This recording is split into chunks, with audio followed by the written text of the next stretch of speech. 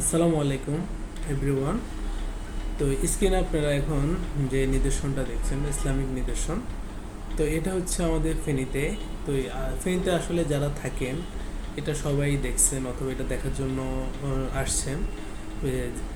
তো এটা হচ্ছে আমাদের ফেনীতে মিজান রোডে। তো আসলে এটাকে কেন্দ্র করে এই রোড এই চত্বরটাকে আগে ছিল মিজান রোড চত্বর, অথবা বলতাম।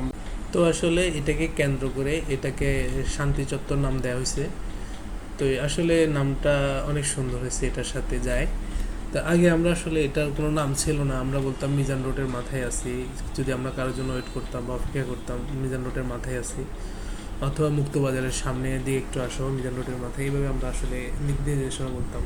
কিন্তু এখন এটা হওয়াতে আমরা যদি কারোর জন্য ওয়েট করি তাহলে আমরা বলতে পারি শান্তি চত্বরের সামনে আসো, শান্তি চত্বরের মাথায় পাশে আছি, এইভাবে আসলে আমরা কিন্তু বলতে পারি।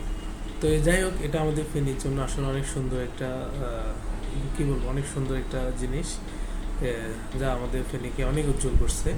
আর এক নামে এখন এটার কারণে ফেনীতে অনেক মানুষ আসে এটা দেখার জন্য। আর আর যেহেতু এটা বাংলাদেশে ফেনীতেই প্রথম, তাই এটা দেখার জন্য আসলে অনেক দূর দূরান্ত থেকে মানুষ আসে। তো এটা আসলে চালু করা হয় সন্ধ্যা থেকে, যেহেতু এটা লাইটে বিভিন্ন এলইডি লাইট এটার ভিতরে আছে। তো ওই ক্ষেত্রে দেখা যায় যে এটা দিনের বেলা অফ থাকে, সন্ধ্যার পর থেকে এটা চালিয়ে দেওয়া হয়।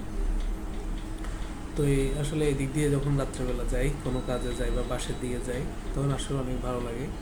তো আর এখানে যে আমরা দেখতেছি এটাতে কিন্তু আল্লাহর 99 নাম আছে। তো 4টা এলইডি স্ক্রিন আছে বড় বড়। তো আসলে যাই হোক, এটা আসলে আমাদের ট্রেনের জন্য অনেক সুন্দর হয়েছে আমার মতে।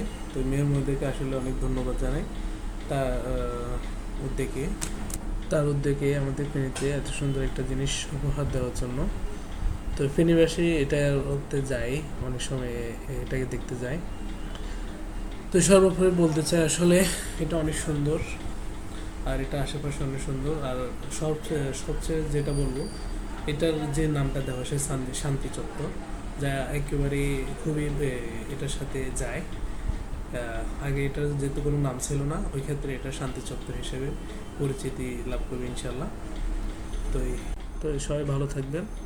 আল্লাহ হাফেজ। আসসালামু আলাইকুম ওয়া রাহমাতুল্লাহ।